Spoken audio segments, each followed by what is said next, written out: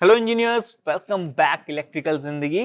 Engineers, हम लोग discussion कर रहे थे ईएमएफटी सब्जेक्ट के बारे में, जिसमें का कोड रहने वाला है BEE 301। इसमें हम लोग अपनी यूनिट 5 को डिस्कशन कर रहे थे, वेव्स एंड एप्लीकेशंस। इसमें हम लोग एग्जाम ओरिएंटेड क्वेश्चंस को कवर कर रहे हैं, जो भी हमारे इंपॉर्टेंट क्वेश्चंस रहते हैं उनको हम लोग कवर कर रहे हैं। क्लियर? तो आज की इस वीडियो में हम लोग शॉर्ट टाइप क्वेश्चंस को क्लियर करने वाले हैं। बाकी इसके रिगार्डिंग में मैं आपको बता दूं, इससे पहले भी मैंने एक वीडियो बनाई हुई है शॉर्ट क्वेश्चंस के बिहाफ पे, वेव्स एंड एप्लीकेशंस पे ही, जिसमें मैंने आपको बताया था कि हम टोटल 14 क्वेश्चंस को कवर करेंगे, और उस वीडियो में मैंने 7 क्वेश्चंस को कवर किया हुआ था। बाकी के जो रिमेनिंग हमारे क्वेश्चंस थे 8 से 14 तक की, उनको आज की इस वीडियो में हम लोग क्लियर करने वाले हैं। बाकी किसी तरीके का डाउट रहता है तो आप मेरे से कमेंट करके पूछ सकते हो। वीडियो कैसी लगती है आप मेरे को बता सकते हो। बाकी ये जो पीडीएफ है, इसको आप हमारे डिस्क्रिप्शन से डाउनलोड कर सकते हो। डिस्क्रिप्शन में मैं आपको लिंक मेंशन कर दूंगा, वहां से आप डाउनलोड कर सकते हो। ये सभी चीजें मैंने आपको पिछले वीडियो लेक्चर में क्लियर कर रखी थी। आई होप कि आपको सभी चीजें क्लियर हो गए होंगे। ठीक है, तो चलिए अभी अपने क्वेश्चन को पढ़ लेते हैं। यहाँ पे जो एथ क्वेश्चन है, वो आपसे क्या पूछ रहा है, right equation of EM waves. तो ईएम का मतलब क्या है, electromagnetic waves. Clear? Electromagnetic waves यहाँ पे। ठीक है, तो अपने ईएम वेव्स का आपको इक्वेशन लिखने के लिए यहाँ पे बोल रहा है, तो इक्वेशन के लिए आप डायरेक्टली ये जो आपको इक्वेशन मैंने मेंशन की हुई है, आप इस इक्वेशन को as it is hands on practice कर लीजिएगा। वहां पे जाकर के मेंशन कर सकते हो, आपको 2 मार्क्स मिल जाएंगे। थोड़ा सा एक्सप्लेन कर सकते हो कि फ्री स्पेस में ईएम वेव की इक्वेशन ये रहती है। ये इलेक्ट्रिक फील्ड का साइनोसॉइडल वेव फॉर्म बनाता है। ठीक है, इंग्लिश में आप मेंशन कर सकते हो, the electromagnetic wave equation in a free space is given by this equation. It represent the sinusoidal variation of the electric field. ठीक है, क्लियर? तो ये मैंने एक एग्जांपल आपके सामने यहाँ पे बनाया हुआ है, आप इसको भी कंसिडर कर सकते हो। क्लियर? तो आई होप कि आपको एथ क्वेश्चन क्लियर हो गया होगा। फिर भी कि कुछ आपको लगता है कि आप इसमें कंटेंट को आगे कुछ ऐड करना चाहते हो, या फिर आपको कुछ एक्स्ट्रा नॉलेज पता है, तो आप उसको भी मेंशन कर सकते हो। नो डाउट, जितना लिखोगे अपने एग्जाम में, आपको उतने अच्छे मार्क्स मिल सकते हैं, उतना गारंटेड मार्क्स बल्कि मिल सकते हैं। अच्छे मार्क्स 2 नंबर का है तो 2 में से क्या ही ज्यादा मिल जाएगा। तो गारंटेड मार्क्स आपको मिल सकते हैं। बाकी पॉइंट टू पॉइंट एक्सप्लेनेशन आप इस तरीके से मेंशन कर सकते हो। तो चलिए नेक्स्ट अपने क्वेश्चन की तरफ मूव कर लेते हैं। नाइन्थ क्वेश्चन हमारा यहाँ पे पूछ रहा है, reflection coefficient and reflection time constant क्या होता है। देखिए, रिफ्लेक्शन कोफिशिएंट और ट्रांसमिशन कोफिशिएंट के बारे में हमने प्रीवियस वीडियो लेक्चर में क्लियर किया था। क्या होता है, जरा सा थोड़ा सा एक क्विक रिवीजन दे देता हूं, देन आपने इस क्वेश्चन को भी क्लियर करेंगे। देखिए, मैंने आपको पिछले वीडियो में क्या बताया था कि अगर मान लीजिए ये हमारे पास कोई इलेक्ट्रोमैग्नेटिक वेव है, ईएम वेव्स यहाँ पे ट्रेवल कर रही है। क्लियर? अब ये ईएम वेव अगर मान लीजिए किसी एक मीडियम से दूसरे मीडियम में हमारी ट्रांसमिट होती है, तो ऐसे कंडीशन में आप देखोगे यहाँ पे क्या फिनोमेना होता है कि जैसे ही ईएम वेव एक मीडियम से दूसरे मीडियम में जाती है, तो इसका कुछ हिस्सा तो हमारा ट्रांसमिट हो जाता है दूसरे मीडियम में, और कुछ हिस्सा क्या हो जाता है कि यहाँ से रिफ्लेक्ट हो जाता है। लाइक आपने 10th और 12th में भी आपने देखा होगा कि हमारे पास में कुछ इस तरीके से कांच रखा होता था, और प्रकाश की किरण मतलब लाइट की जो लाइट आती है वो कुछ इस तरीके से आती थी, और कुछ इस तरीके से हमारी टिल्ड होती आती थी, और हम लोग यहाँ से देखते थे कि यहाँ से भी रिफ्लेक्ट हो रही। तो ईएम वेव्स भी इसी तरीके से होती हैं। ईएम वेव्स का भी एग्जांपल आप इस तरीके से कंसिडर कर सकते हो कि कुछ तो हमारी जो होगी वो हमारी ट्रांसमिट हो जाएगी, और कुछ हमारी क्या हो जाएगी, रिफ्लेक्ट हो जाएगी। लाइक अगर मान लीजिए हमने 100 यहाँ पे कंसिडर किया हुआ है, तो 70 हमारी यहाँ पे ट्रांसमिट हो गई, और 30 हमारी क्या हो गई, यहाँ पे रिफ्लेक्ट हो गई। तो अब अगर इसका रिफ्लेक्शन का हम रेशियो देखें कि 30 और 100 का अगर हम रेशियो ले लें, तो ये जो 30 और 100 का रेशियो है, इसी को हम लोग क्या कहते हैं, रिफ्लेक्शन कोफिशिएंट कहते हैं। और अगर हम 70 और 100 का रेशियो ले ले, तो इसको हम लोग क्या कहते हैं, ट्रांसमिशन कोफिशिएंट कहते हैं। ठीक है, अच्छा, अब यहाँ पे एक चीज और समझना कि अगर ये जो आपकी रिफ्लेक्ट हो रही है वेव, मतलब कि यहाँ पे आई और इस तरीके से रिफ्लेक्ट हो गई, अब ये जो रिफ्लेक्शन हो रहा है इसमें कुछ ना कुछ हमारा टाइम डिले भी हुआ होगा। तो ये जो टाइम डिले हुआ है, इसी टाइम डिले को हम लोग क्या मेंशन करते हैं, रिफ्लेक्शन टाइम कांस्टेंट मेंशन करते हैं। तो यहाँ पे मैंने मेंशन किया हुआ है कि रिफ्लेक्शन कोफिशिएंट वेव का एक जो वेव होती है, वेव के रिफ्लेक्शन का रेशियो होता है। ठीक है। तो रेशियो मैंने आपको यहाँ पे बताया, बाकी डिटेल और अच्छे तरीके से मैंने आपको पिछली वीडियो में भी क्लियर किया था। और यहाँ पे एक और यहाँ पे मैंने मेंशन किया हुआ कि रिफ्लेक्शन टाइम कांस्टेंट क्या बताता है कि वेव का रिफ्लेक्टेड होने में कितना डिले हो रही है। इंग्लिश में आप मेंशन कर सकते हो the reflection coefficient represent the ratio of the reflected wave amplitude to incident wave amplitude. और यहाँ पे रिफ्लेक्शन टाइम कांस्टेंट के लिए आप मेंशन कर सकते हो the reflection time constant give the delay time of the reflected wave. Clear?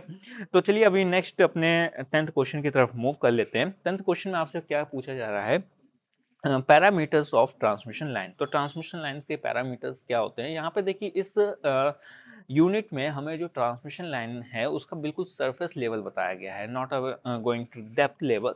तो वैसे तो ट्रांसमिशन लाइन के बहुत सारे पैरामीटर्स को हम लोग कंसीडर करते हैं, बट यहाँ पे जो सरफेस लेवल पे हमें टच कराया गया है ट्रांसमिशन लाइन का, तो हम केवल उतना ही लिखेंगे।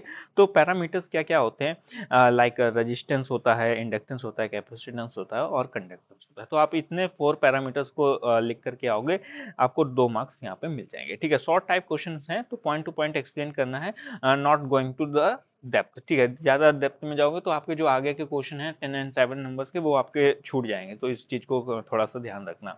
नेक्स्ट हमारा यहाँ पे पूछा जा रहा है कि एप्लीकेशन ऑफ स्मिथ चार्ट। तो स्मिथ चार्ट क्या होता है, इसके बारे में हम लोग जब लॉन्ग वीडियोस को क्लियर करेंगे तब हम वहां पे समझेंगे स्मिथ चार्ट क्या होता है, किस तरीके से काम करता है, अप्लाई कैसे करते हैं, तो उसको हम तब समझेंगे। बाकी अभी के लिए हम लोग एप्लीकेशन समझ लेते हैं, स्मिथ चार्ट का एप्लीकेशन क्या है। तो देखो स्मिथ चार्ट कुछ इस तरीके का आपको दिखता है। ठीक, अगर आप ड्रॉ करोगे इंडस्ट्रीज में तो कुछ इस तरीके से आप स्मिथ चार्ट को बनाओगे। ये एज अ एग्जाम्पल मैंने लिया है, किसी आपको एग्जाम में बनाना नहीं है। ठीक है, ये बनाना नहीं है, एग्जाम्पल में मैं आपको दिखा रहा हूँ ताकि आपको ये मेमोराइज हो जाए। ठीक है, जब आप देखते हो चीजों को तो आपको मेमोराइज हो जाता है, तो उसके लिए मैं आपको दिखा रहा हूँ। ठीक है, तो स्मिथ चार्ट का हम लोग क्या कहाँ पे यूज करते हैं, तो स्मिथ चार्ट का यूज हम लोग मेनली कहाँ करते हैं, ट्रांसमिशन लाइंस में यूज करते हैं प्रॉब्लम्स को सॉल्व करने के लिए। तो स्मिथ चार्ट का यूज ट्रांसमिशन लाइन में प्रॉब्लम सॉल्व करने में होता है। तो और स्मिथ चार्ट का हम लोग मेनली यूज कहाँ करते हैं कि इम्पीडेंस मैचिंग और रिफ्लेक्शन कोफिशिएंट को फाइंड करने में स्मिथ चार्ट का यूज किया जाता है। इंग्लिश में क्या मेंशन करोगे, Smith chart is used to solve transmission line problem. It helps to finding impedance matching and reflection coefficient. ठीक है, तो इसको आप मेंशन कर सकते हो। इंजीनियर्स, मुझे लगता है कि जो भी तरीके से मैं आपको कंटेंट प्रोवाइड कर रहा हूँ, आप इसको एंजॉय कर रहे हो, आपको चीज़ें समझ में आ रही हैं, फिर भी कोई डाउट रहता है आप मेरे से कमेंट कर सकते हो। यहाँ पे मैंने कोशिश किया है कि अगर आप डिप्लोमा के स्टूडेंट हो, अगर आप डिप्लोमा के स्टूडेंट हो या फिर आपने आईटीआई किया हुआ है या फिर आपने 12th करके डायरेक्टली आपने बीटेक में एडमिशन लिया हुआ है, तो ऐसी कंडीशन में क्या होता है कि आपको इंग्लिश में ही सारी चीज़ें आपको एग्जाम में लिख के आनी पड़ती है, इंग्लिश में ही आपको समझना पड़ता है। तो मैंने यहाँ पे कोशिश की है कि आपको इंग्लिश लैंग्वेज जो आपकी व्हाट्सएप लैंग्वेज होती है उसमें भी मैं आपको मेंशन कर दूँ, समझा दूँ, और साथ में इंग्लिश भी मैंने यहाँ पे नीचे ही मेंशन की हुई है ताकि आप जब रिवाइज करो तो आपको बहुत ईजी पड़े आपको रिवाइज करने के समय में। बाकी इसका पीडीएफ आपको मैं लिंक डिस्क्रिप्शन में दे दूंगा, तो आप वहां से डाउनलोड कर सकते हो। क्लियर? और नेक्स्ट हम अपने क्वेश्चन पे मूव करते हैं। 12th क्वेश्चन हमारा क्या पूछ रहा है, physical significance of Poynting vector. देखिए पॉइंटिंग वेक्टर के बारे में हमने अपने पिछले वीडियो लेक्चर्स में समझा था, जो हमने 1 to 7 शॉर्ट क्वेश्चंस को क्लियर किया था, तब हमने पॉइंटिंग वेक्टर के बारे में समझा था।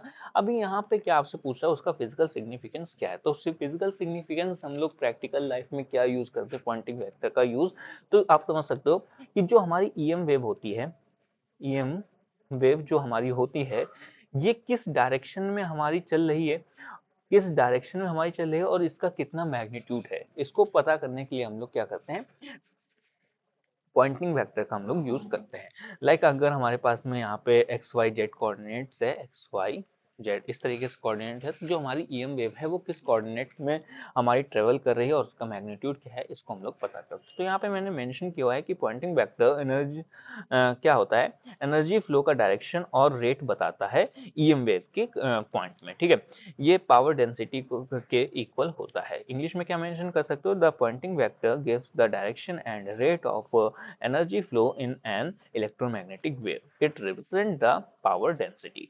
Clear? तो अपने अपने लास्ट क्वेश्चंस की तरफ मूव करते हैं, 13 एंड 14 क्वेश्चन की तरफ, देन अपनी वीडियो को क्लोज करेंगे।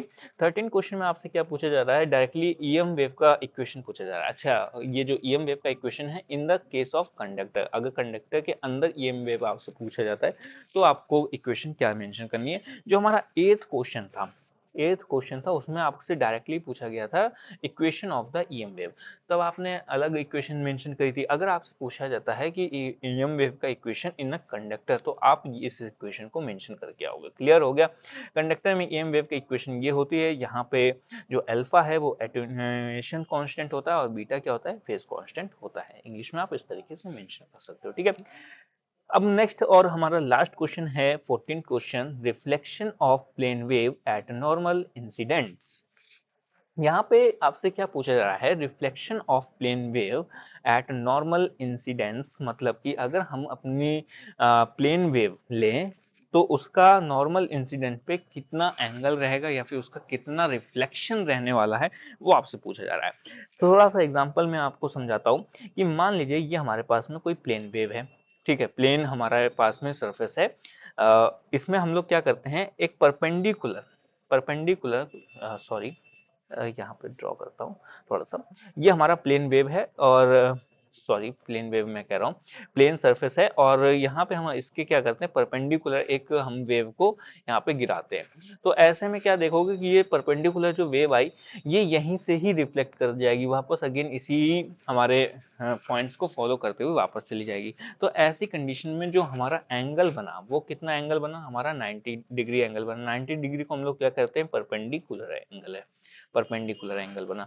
तो यहाँ पे आपसे वही पूछा जा रहा है कि रिफ्लेक्शन ऑफ प्लेन वेव, मतलब कि अगर हम लोगों की जो प्लेन वेव होती है उसका रिफ्लेक्शन क्या होगा एट नॉर्मल इंसिडेंट। नॉर्मल हमारे जो समतल हमारा सरफेस होता है उसमें क्या हमारा एंगल रहने वाला है। तो नॉर्मल इंसिडेंस पर वेव बिल्कुल परपेंडिकुलर गिरती है सरफेस पर, ठीक है। रिफ्लेक्शन कोफिशिएंट कितना होता है आपका, कुछ इस तरीके से रिफ्लेक्शन कोफिशिएंट होता है। मैंने बताया था ना, रिफ्लेक्शन कोफिशिएंट और ट्रांसमिशन कोफिशिएंट और रिफ्लेक्शन टाइम कांस्टेंट, तो उससे आप यहाँ पे रिलेट कर सकते हो, उसी से रिलेटेड आपका ये फॉर्मूला दिया हुआ है, ठीक है। दोनों का रेशियो आप ले लोगे, कितनी आपने भेजी और कितनी आपकी रिफ्लेक्ट हुई, दोनों का यहाँ पे मेंशन करोगे और आपका आंसर आ जाएगा। इंग्लिश में आप मेंशन कर सकते हो, at a normal incidence, the wave strikes the boundaries perpendicularly.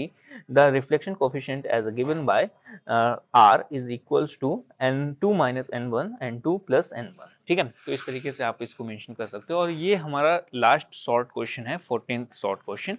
हमने 1 से लेकर के 14 तक की जर्नी को हमने क्लियर किया 2 वीडियो लेक्चर में। 1 से लेकर के 7 तक की हमने अपने पहले वीडियो में क्लियर किया था, और 8 से लेकर के 14 तक की हमने इस वीडियो में क्लियर कर लिया है। फिर भी किसी तरीके का डाउट रहता है, आप सजेशन करना चाहते हो तो आप मेरे को कमेंट करके बता सकते हो, और आप इस पीडीएफ को मैं मेंशन कर दूंगा लिंक में, तो आप वहां से डाउनलोड कर सकते हो। क्लियर।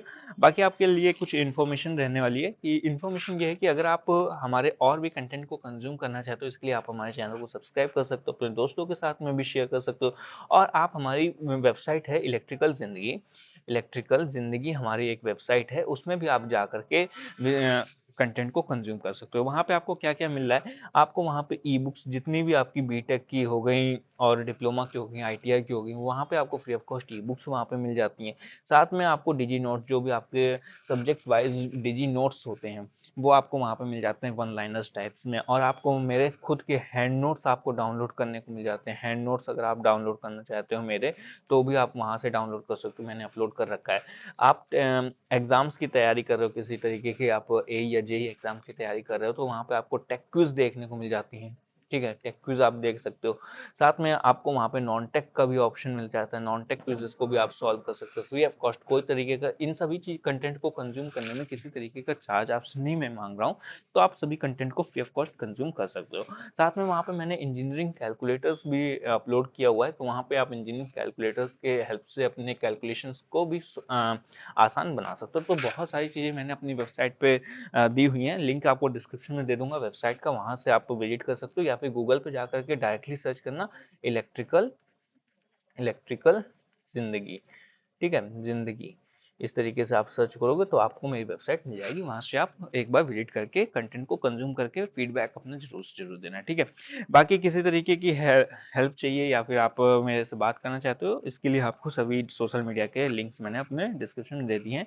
तो मिलते हैं दोस्तों नेक्स्ट वीडियो में नेक्स्ट टॉपिक के साथ में, तब तक के लिए टेक केयर, बाय बाय।